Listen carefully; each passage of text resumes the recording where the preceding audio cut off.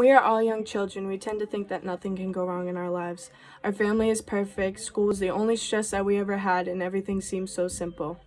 Today in my speech, I'm going to talk about how suffering is a part of life. When we are going through something that is traumatic in our lives, we tend to think that things will never get better, but they will. By the end of this speech, I hope that you can look at what you are going through and know that things will get better. When I was 14 years old, my father and I started fighting a lot more. And it wasn't just towards me either. He was mean to my mother and my brother as well. And growing up, my immediate family was all I ever had, so when things started changing in my house, I didn't understand what was going on. After months of my family slowly separating and fighting a lot, it was summer. And every summer, my brother and my father go to Boy Scout camp for 1 week. It was just my mother and I home for the whole week. And halfway through the week, my mother went out with one of her friends, and I stayed at her friend's house babysitting her kids. I ended up falling asleep around 11 p.m. and around 1 a.m. my mom woke me up to go home after her night out with her friend. When we got home, I noticed something weird with my porch door. It was all the way open.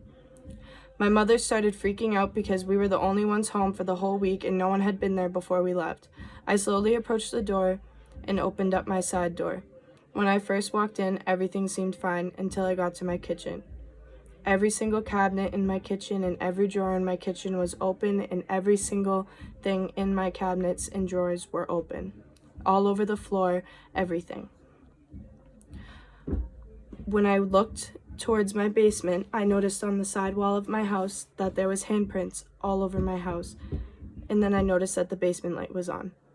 I immediately ran outside and told my mom to call 911 because I knew that there was guns in my basement.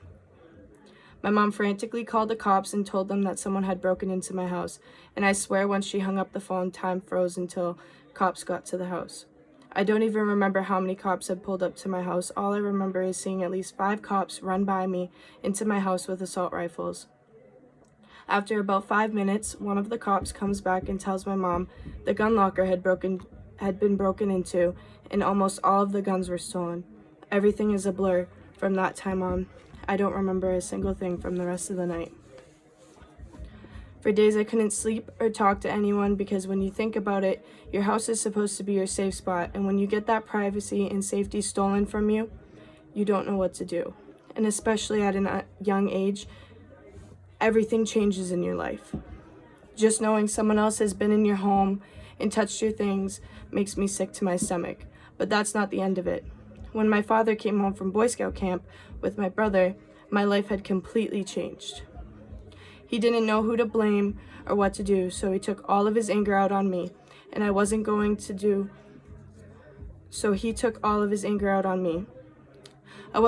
let that happen because my whole family and I were going through the same amount of stress and pain. We fought for days on end until I decided to leave. I left my mother and my brother, and I went to live with one of my friends until my father was out of the home. I didn't come back for almost a year. That whole year, not once did I speak to my father or even think of reaching out to him. Once I finally came home, my life started getting better. I redid my room, my mom and I got closer, and my brother and I finally started talking again.